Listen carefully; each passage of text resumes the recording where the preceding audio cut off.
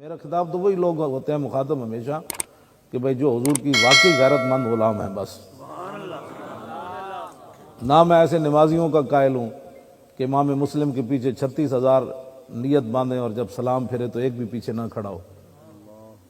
تو ہمیں سے پریشانی بھی نہیں ہوتی، لیکن کم از کم تنبیہ ہم ضرور کرتے ہیں کہ جس بندہ ادھر جناب کھاؤ سبحان اللہ جی ادھر تے نہیں آ سکتے جناب، حالات نہیں ٹھیک.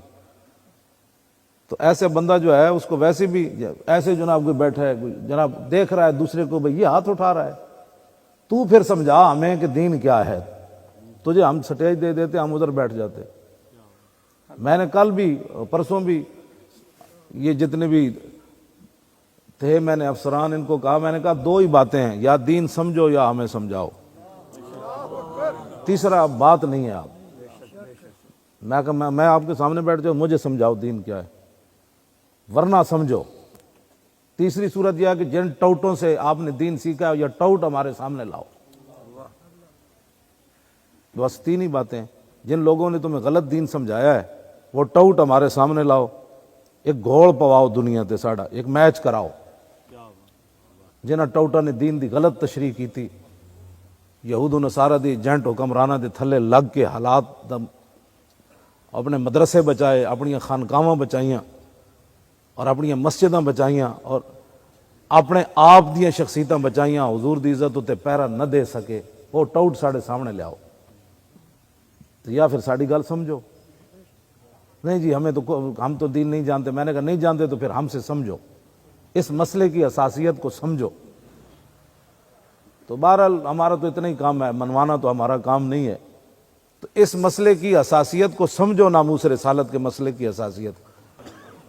ناموس رسالت کے مسئلے کی حساسیت کو سمجھا جائے. ہمارا اتنا ہی مطالبہ ہے، کوئی ہمارا کوئی بات نہیں. اس کی جو حساسیت ہے اس کو سمجھا جائے. نہیں سمجھ آتی تو پھر سمجھو. ہر نتھو پھتو غیرے کو ہم اس مسئلے میں بات کرنے کی اجازت نہیں دیتے.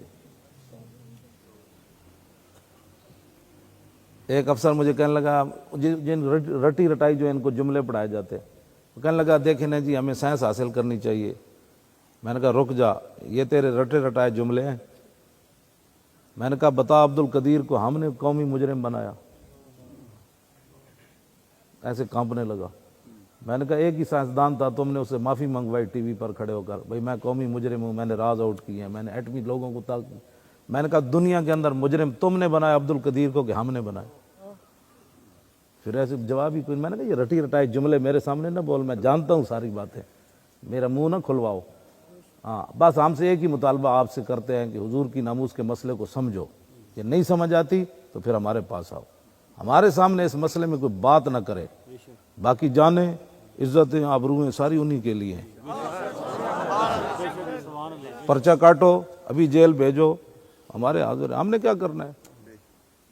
کوئی ہمیں کسی بات کی پرواہ نہیں ہے. تمہیں کوئی غلط فہمی ہے اس مسئلے میں؟ ہاں بس اتنی بات میں آپ کو بھی کہنا چاہتا ہوں کہ اس مسئلے کی حساسیت کو آپ بھی سمجھیں.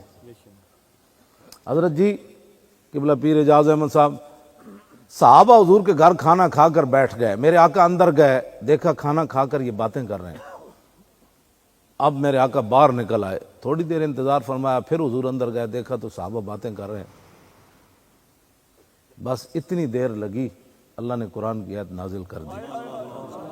یا ایھا الذین آمنوا لا تدخلوا بیوت النبی الا یؤذن لکم الی طعام غیر ناظرین اناہ ولکن اذا دعیتم فادخلوا فاذا طعمتم فانتشروا ولا مستانسین لحدیث ان ذلکم کان یؤذی النبی فیستحیی منکم واللہ لا یستحیی من الحق. اتنی لمبا قرآن رب نے نازل کر دیا. میں میرے محبوب کے گھر آئندہ داخل نہیں ہونا، آئندہ کھانے کا ٹائم ہو تو میرے نبی کے گھر کی طرف بھی نہیں دیکھنا. غیر ناظرین اناہ، کھانے کے ٹائم اناہ کہتے ہیں عربی میں. تو ادھر دیکھنا بھی نہیں ہے کھانے کے ٹائم کے حضور کے گھر کیا پک رہا ہے. دھواں اوپر اٹھ رہا ہے تو کیا پک رہا ہے اس وقت. ہاں جی دیکھنا جی ٹائم ہے، نہیں دیکھنا. ولیکن اذا دعیتم فادخلوا، ہاں جب تم میرے محبوب تمہیں بلایا جائے میرے نبی کے گھر تو پھر آ جاؤ.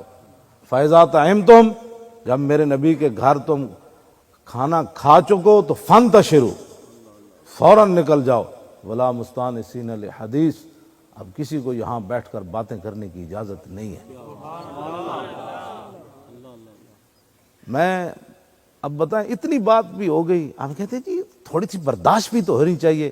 میں کہ خالق اور مالک ہو کر برداشت اس نے نہیں کیا تو میرے جیسا کلمہ پڑھ کے کیسے برداشت کر سکتا ہے؟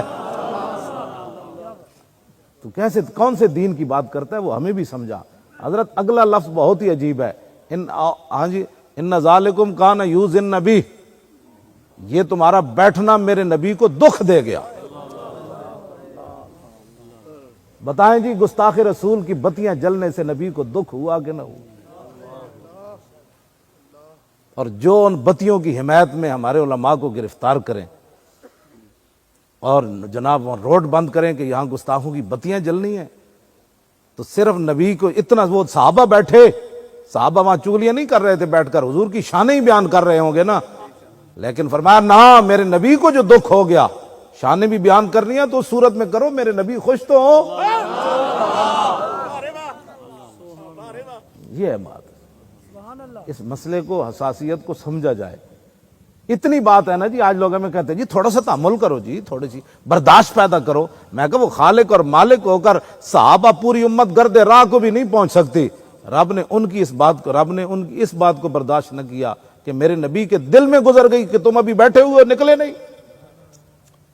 تو یہ باتیں ہیں جو سمجھنے والی ہیں، اور نہیں اگر کسی کو سمجھ آتی تو ہمارے پاس تو تھرمامیٹر نہیں ہے کہ اس کو سمجھایا جائے، لیکن وہ کوشش کرے۔ یہ مسئلہ بہت ہی حساس ہے، سب سے بڑا کائنات میں مسئلہ حساس ہے ہی یہ، ہاں جی ہے ہی یہ۔